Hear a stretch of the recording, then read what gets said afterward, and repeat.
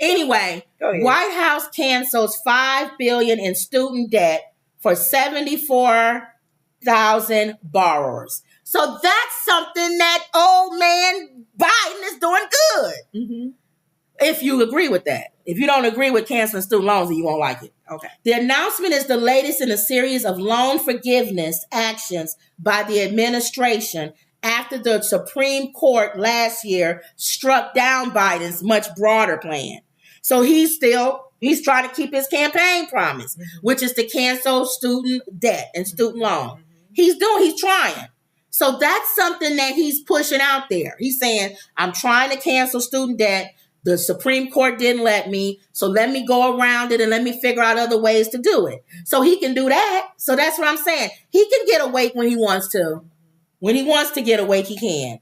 In a new wave of student loan forgiveness, the Biden administration is canceling $5 billion in debt for 74,000 borrowers, many of whom worked in public sector jobs for more than a decade. So that's the part we have to look at. It's not people who just, I went to school, I just want to, these are criteria. People who help people for a living. Right. It's a certain criteria of who exactly. Debt, so why would you be against people that help people for a living? I don't know. They'll find fault in anything that Biden does. If somebody's a nurse or something and they got student loan, to me, if you a nurse, you helping people, or you a doctor, go ahead, forgive it. I don't care. You helping us. So that's just me. That's what I think. Okay.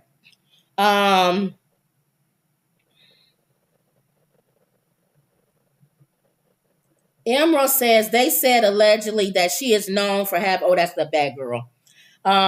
Justice says, give us the scripture, Lenore, about feeding and clothing people. I know Jesus fed 5,000 people. But they wasn't homeless.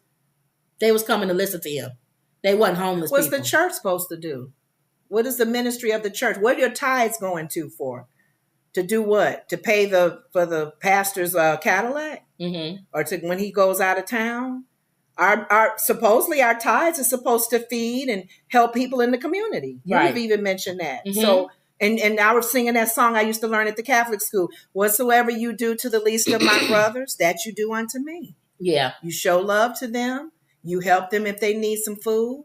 It's like being an example of Christ as much as you can, but not to be guilty that you can't, because some of us can't do as much as that man has done. To me, it's more of the scripture along the lines of do unto others as you would have them do unto you. When I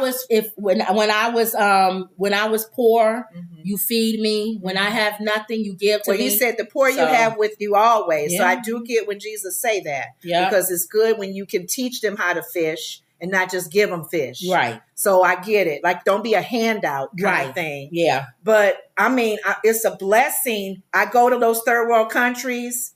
Oh my God.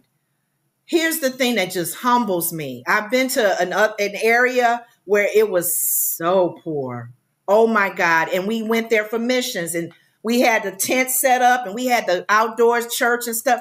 Speaking to a lot of these families who had nothing, no running water, no boots like we wear, and they little boys wearing out pink girl outfits and stuff. They happy to get whatever they want. They love Jesus. Mm-hmm. I can tell you that. They are serious about Jesus. Have nothing.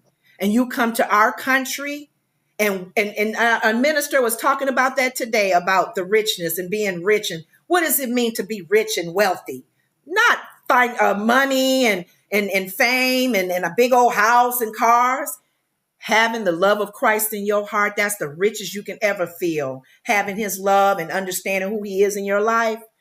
Those people love God, and they had nothing. So I'm looking, Justice, a lot of Psalms talk about people who are poor and helping the fatherless and the people who are weak. Psalms 82:3, defend the weak and the fatherless, uphold the cause of the poor and the oppressed. Let's see. Psalms 140:12, I know that the Lord secures justice for the poor and upholds the cause of the needy. Well, you know mine, the sight to the blind. I always go to man that was blind. I once was blind, but now I see. Proverbs 14:31, whoever oppresses the poor shows contempt for their maker, but whoever is kind to the needy honors God. Proverbs 14:21, it is sin to despise one's neighbor, but blessed is the one who is kind to the needy. So those are a few scriptures. It's about 100 some scriptures about God talking about the needy And Christ taking care of people who are less fortunate than you. Right. Okay. All right.